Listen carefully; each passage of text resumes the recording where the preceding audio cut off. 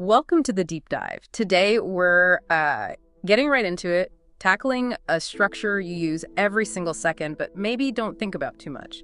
The human skull. That's right. Specifically, we're zeroing in on the outside of the cranium. It seems solid, simple even, but it's this incredible piece of architecture protecting your brain. Absolutely. And understanding the exterior is key. It's really not just a protective shell.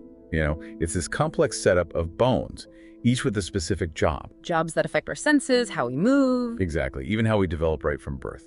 So we'll be sort of peeling back the layers today, looking at the anatomical details to get to those core ideas. Right.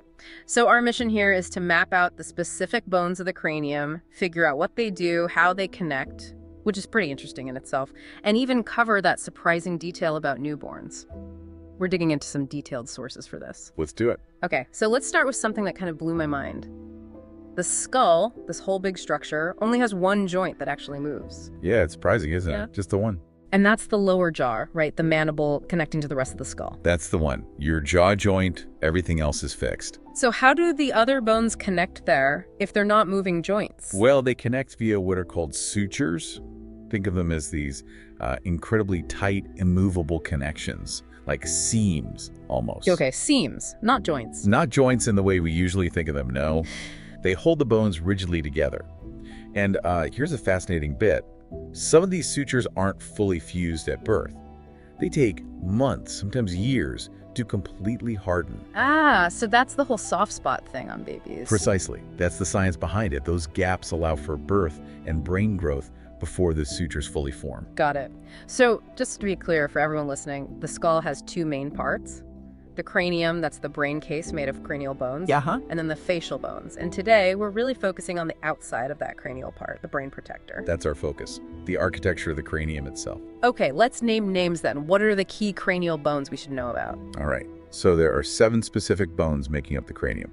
You have one single frontal bone, that's your forehead. Okay, forehead. Got it. Then you've got the paired parietal bones, one on the right, one on the left. They make up most of the top and sides of your head. Parietal, right and left. Okay. Below those, also paired, are the temporal bones. Again, right and left. Think temples and the area around your ears. Temporal bones, sides, near the ears. Then at the very back, there's a single occipital bone. Occipital, back of the head. And then there are 2 more, mostly hidden deeper inside, but they're crucial cranial bones. A single sphenoid bone and a single ethmoid bone. Sphenoid and ethmoid. Yeah? Deeper in. Yeah. Their main job altogether is basically to form that protective cavity for the brain, the cranial cavity. And while you can see parts of the frontal, parietal, temporal, and occipital bones easily from the outside, the sphenoid and ethmoid are mostly internal, though tiny bits peek out. Okay, let's talk about one of those hidden ones then. The ethmoid sounds really interesting, especially its connection to smell. Where is that located? Right. The ethmoid is tucked away deep in the front part of your skull, sort of behind the nose. Okay, the nose, okay. It played a huge role in your nasal cavity. It forms these bony projections inside your nose called the superior and middle nasal conchae. They look like little scrolls. Conchae? Like shells. Exactly like shells or scrolls. And they create these passages, the nasal meduses, that help warm and filter the air you breathe. It's pretty clever engineering. Huh. Built-in air conditioning? Sort of. And just a point of clarity, the inferior nasal conchae, the lowest ones, are actually part of the maxilla, your upper jawbone. So technically a facial bone, not cranial. Okay, good distinction. And the ethmoid also helps form the nasal septum, that divider down the middle. It does. A part of it, called the perpendicular plate, points down and forms the top part of that septum. It meets up with another bone, the vomer, below it. But here's where the ethmoid gets really, really cool, I think. It forms the barrier between your nasal cavity and your brain cavity, using these things called the cribriform plates. Cribriform plates? Yeah, they're these flat areas on top of the ethmoid, and they're full of tiny little holes, like pinprick-sized holes.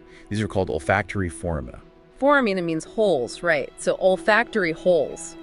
Wait, are these for the smell nerves? Exactly, that's the aha moment. Those tiny holes are direct passageways, the little nerve endings, the axons from your smell receptors in your nose, go right through those holes. Wow. Straight into the cranial cavity to connect with the olfactory bulbs, which are part of cranial nerve number 1, your olfactory nerve. It's literally a direct line for sending information to your brain. That is incredible, a direct highway for smell. Pretty much. And there's one more structure there, the crista galli. It's this upper projection of the ethmoid, sitting right between the two cribriform plates. You can see it inside the skull, and the olfactory bulbs sit neatly on either side of it. Amazing. And you mentioned it contributes to the eye sockets, too. Just small parts, yeah. Little bits of the ethmoid help form the inner medial walls of your orbits, your eye sockets. Okay, let's switch gears to that other hidden player, the sphenoid bone. You described it as central. Very central. It's located towards the front, but just behind the ethmoid. And although it's mostly internal, you can see little bits of it on the outside of your skull, laterally. Whereabouts? Sort of nestled in between the temporal bone, the parietal bone, and the frontal bone. On your temples, basically. Ah, okay. I think I can picture that. And if you look from underneath the skull, it's behind the palatine bones. They form the roof of your mouth. At the very bottom of the sphenoid, you find these things called pterygoid processes. Pterygoid. Sounds complex. It just means wing-like. And they're super important because that's where some major chewing muscles attach. Right, makes sense. Now, you said it's involved in eye movement and vision, too. How does a central deep bone do that? Yeah, this is another critical function. The sphenoid has these openings called the superior orbital fissures. Think of them as tunnels or slits. Okay. Crucial nerves for eye movement. Cranial nerves. Third, 4, part of V, and 6 pass right through these fissures from inside the cranial cavity out to the muscles that move your eyes. So command central for eye movement passes through the sphenoid. You got it. And that's not all for vision. It also has the optic canals. These are passageways specifically for cranial nerve 2, the optic nerve. The main nerve for sight. The main one. It carries all the visual information from your eyes through these canals in the sphenoid directly into the cranial cavity to reach the brain. It's hard to picture how central this bone is when you only see tiny bits from the outside. It really is. But if you could look at the floor of the cranial cavity from the inside, the sphenoid is unmistakable. It has this really distinctive shape. People often say it looks like a butterfly. A butterfly? Seriously? Yeah, or maybe a bat. It stretches across the base of the skull. It makes up a huge part of the floor that the brain rests on. Okay, a butterfly at the base of the brain. I like that. And it has wings, too. There are the greater wings. They're larger, broader, and sit a bit lower. They help form the floor of the middle part of the cranial cavity, along with the temporal bones. Greater wings. And then there are the lesser wings, smaller, shorter, and higher up. They contribute to the floor of the front part of the cranial cavity, along with the frontal and ethmoid bones. Lesser wings, higher up. Got it. Butterfly wings holding the brain. It's a good visual. And right in the middle of the body of this butterfly, medial to the greater wings, there's this really unique feature. It looks like a saddle. It's called the sella turcica. Sella turcica. Turkish saddle. That's what it means. And the seat of this saddle has a special name, the hypophyseal fossa. Okay, and what's special about the seat? That is precisely where your pituitary gland sits. It's nestled right in that fossa. The pituitary. The master gland for hormones. The very one. Also called the hypophysis. So the sphenoid bone provides this perfect, protected little pocket for one of the most important glands in your entire body. Wow. Okay, the sphenoid is definitely more than just a connecting piece. Absolutely fundamental. All right, let's go back to how these bones connect. The sutures. You said they're rigid, immovable joints holding everything together. Right. Rigid articulations. Their interlocking nature is key to the skull's strength. It helps distribute forces if there's an impact. Like built-in shock absorption. In a way, yes. And many have names that tell you where they are, what they look like. Oh, yeah. Give us some examples. Sure. There's the coronal suture. It runs across the top, separating the frontal bone from the two parietal bones. It's in the coronal plane, hence the name. Coronal suture, front to back separation across the top. Makes sense. Then there's the lambdoid suture at the back. It separates the occipital bone from the two parietal bones, and its shape. It actually looks a bit like the Greek letter lambda. Lambdoid, like lambda. Got it. Back of the head. There's also the occipitomastoid suture. That one connects the occipital bone to the temporal bone, near that bump behind your ear called the mastoid process. Occipitomastoid. Oh, cool. And running right down the middle, top of the head, separating the right parietal bone from the left parietal bone. That's the sagittal suture, because it's in the sagittal plane. Sagittal suture down the middle. Okay, those make sense. Now, here's something really interesting I read about. The Paterians. Plural. Where are these and what's special about them? Ah, the Paterians. Yes, okay. If you put your fingers on your temples, kind of that softer spot. Yeah, right here. That's roughly the area. There's one on each side. The Paterian isn't a single suture. It's more like a junction point. It's typically an H-shaped configuration where 4 different bones meet. Mm-hmm. The parietal, the temporal, the frontal, and the sphenoid. 4 bones meeting right there. Wow. Yeah, it's a complex intersection. And clinically, it's important because the bone there can be quite thin, and there's a major artery running underneath it inside the skull. So a vulnerable spot despite being a junction. Potentially, yeah.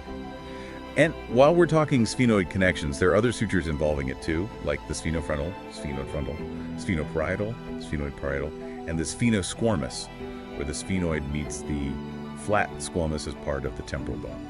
Okay.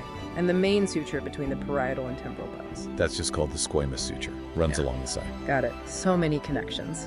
Which brings us back to newborns and those soft spots. You mentioned they're related to the sutures not being fully formed. Exactly. Those soft spots are technically called fontanelles. Fontanelles, okay. They're basically these membrane-covered gaps between the skull bones where the ossification, the bone hardening process isn't complete yet. You find them mostly where several cranial bones meet up. So where those sutures will eventually fully form? Precisely. But in a newborn, instead of solid bone at those junctions, you just have this tough membrane and then the scalp covering the brain. Which sounds pretty vulnerable. It is, relatively speaking. That's why protecting a baby's head is so crucial in those early months. These fontanelles allow the skull bones to shift a bit during birth, and they also accommodate the really rapid brain growth that happens early on. Right. So the sutures take time to fully lock everything down. They do. It's a process that finishes well after birth. A really neat adaptation. What a fascinating tour of the skull's exterior. We went from just thinking of it as a helmet to seeing this intricate structure, the cranial bones, the hidden rolls of the ethmoid and sphenoid that smell highway, the butterfly base, the specific sutures locking it all together, and even understanding fontanelles. It really is an architectural marvel. It truly is. Yeah. So when you think about it, what does this all mean? This structure that seems so rigid, so unchanging, is actually this incredible piece of engineering. Yeah. It's built for protection, yes, but also perfectly designed to integrate our senses, allow for movement like chewing, and even to adapt during birth and early growth. It's a kind of a quiet masterpiece. A reminder that so much complex design is happening just beneath the surface, impacting everything we do. Exactly. The subtle architecture we can't even see shapes our whole experience of the world. Something to think about next time you, well, scratch your head.